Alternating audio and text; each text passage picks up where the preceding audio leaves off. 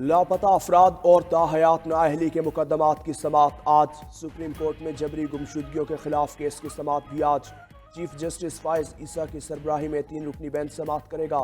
تاحیات نااہلی کیس کی سماعت کے لیے 7 رکنی بینچ تشکیل، سماعت آج ہوگی۔ چیف جسٹس قاضی فائز عیسیٰ 7 رکنی لارجر بینچ کے سربراہ، جسٹس منصور شاہ، جسٹس یحییٰ آفریدی، جسٹس امین الدین بینچ میں شامل، جسٹس جمال مندوخیل، جسٹس محمد علی اور جسٹس مسرت ہلالی بینچ کا حصہ۔ پی ٹی آئی کی توہین عدالت درخواست کی سماعت کل ہوگی۔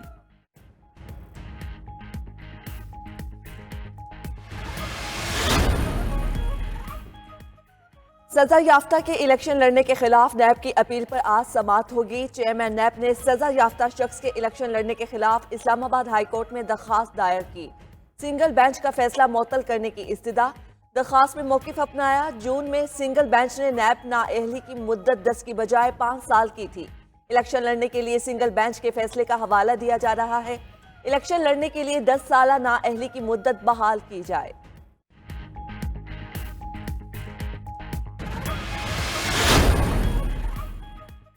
پی ٹی آئی کو بلے کا نشان ملے گا یا نہیں، آج پشاور ہائی کورٹ میں سماعت۔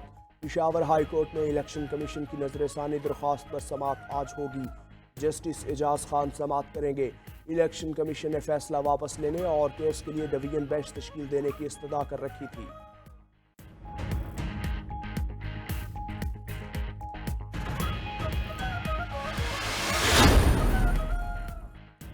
بلے کا نشان نہ بھی ملا تو انتخابات میں حصہ لیں گے۔ Chairman P T I barrister Gohar Khan کہتے ہیں، کاغذات نامزدگی مسترد ہونے پر سپریم کورٹ از خود نوٹس لے۔ تحریک انصاف صرف صاف، شفاف اور منصفانہ الیکشن چاہتی ہے۔ لیول پلینگ فیلڈ کے معاملے پر سپریم کورٹ کے آرڈر پر عمل درآمد نہیں ہو رہا۔ الیکشن کمیشن اپنی ڈیوٹی میں ناکام نظر آیا۔ بابر اعوان بولے، 300 سے زائد امیدواروں کے کاغذات مسترد کیے گئے، امید ہے عدالت سے انصاف ملے گا۔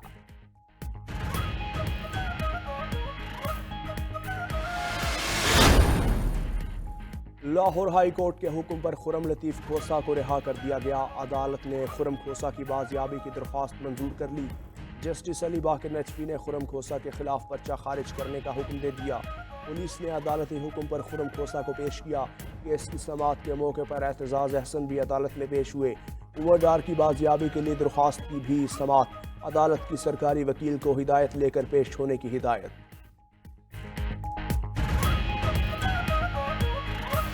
ہزار پاکستانی قتل ہوئے، 9 ملزمان کو بھی سزا نہیں دی جا سکی۔ پاکستان کا فوجداری نظام انصاف بوسیدہ ہو چکا۔ کرمنل جسٹس سسٹم کو کور کمانڈر نے ٹھیک کرنا تھا۔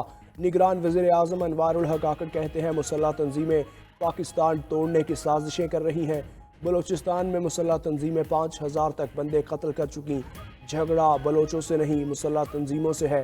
یہ 1971 ہے، نیا بنگلہ دیش بننے جا رہا ہے۔ احتجاج کا حق تسلیم کرتے ہیں، دہشت گردی کا نہیں۔ علیحدگی پسندوں سے کوئی بات کریں تو وہ بندہ مار دیتے ہیں۔ ٹویٹر پر بیٹھ کر جنگ لڑنے کی کوشش کی جا رہی ہے۔ منصب سے ہٹیں گے تو کھل کر بات کریں گے۔ ملک بھر میں شدید سردی کی لہر برقرار۔ خیبر پختونخوا، جنوبی پنجاب اور سندھ کے مختلف علاقے دھند کی لپیٹ میں۔ موٹر وے M1 پر پشاور سے برہان تک گاڑیوں کا داخلہ ممنوع۔ موٹر وے M5 پر شیر شاہ سے روہڑی تک no entry. Swat express way colonel Sher Khan سے اسماعیلیہ تک دھند کی وجہ سے بند۔ نیشنل ہائی ویز دھند کے باعث ٹریفک کی روانی متاثر۔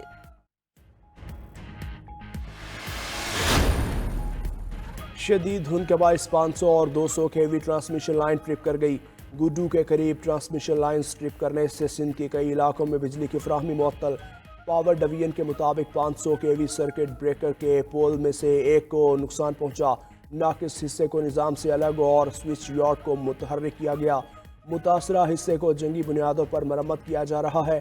سرکٹ بریکر کے کھمبے کو نقصان پہنچنے کی تحقیقات جاری۔ ادھر دھند کے باعث اچ پاور کی مین ٹرانسمیشن لائن میں فنی خرابی۔ رجحان جمالی، پوستا محمد، ڈیرہ مراد جمالی اور جھل مکسی میں بجلی کی سپلائی معطل۔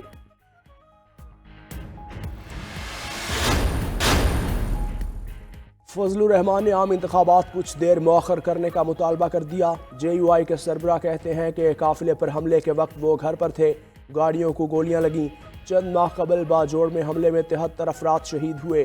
خیبر پختونخوا اور بلوچستان میں امن و امان خراب ہے، الیکشن کا ماحول نہیں، کوئی مہم نہیں چلا سکتا، الیکشن اگر تھوڑے آگے جاتے ہیں تو قیامت نہیں آئے گی۔ گزشتہ 3 سال میں ملک دیوالیہ پن پر پہنچ چکا تھا، دوست ملک کہتے ہیں اگر دوبارہ وہی لوگ آئے تو سرمایہ نہیں لگائیں گے، پاکستان کی بقا کے لیے یہ لوگ خطرہ ہے، پاکستان کا استحکام افغانستان کے ساتھ منسلک ہے۔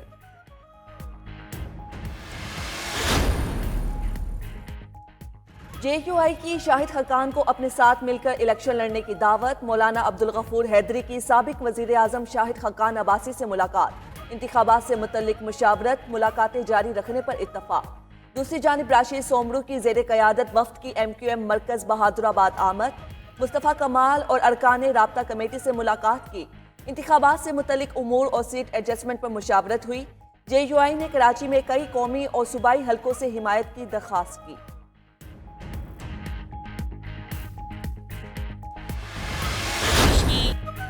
پی ٹی آئی کی حکومت کو ہٹایا نہ جاتا تو ملک دیوالیہ ہو جاتا، بانی پی ٹی آئی نے جھوٹے وعدے کیے، لوگوں کو بے روزگار کیا۔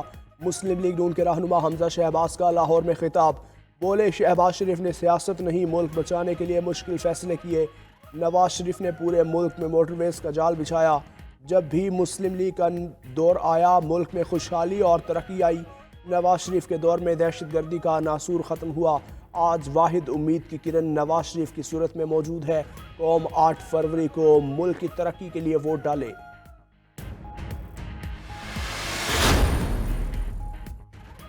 Chairman Peoples Party Bilawal Bhutto نے کل لاہور میں سی ای سی کا اجلاس طلب کر لیا۔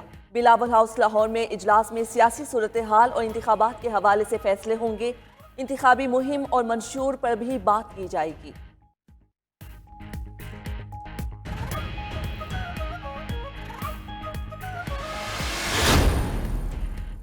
افغان طالبان کا اعلیٰ سطح کا وفد آج پاکستان پہنچے گا، سفارتی ذرائع کے مطابق افغان عبوری حکومت کے وفد کی قیادت گورنر قندھار ملا شیریں اقبند کریں گے۔ وفد پاکستانی حکام سے مذاکرات کرے گا، مذاکرات Pak Afghan joint coordination council کے اجلاس کے دوران ہوگا۔ Pak Afghan joint coordination council کا اجلاس 3 جنوری کو ہوگا۔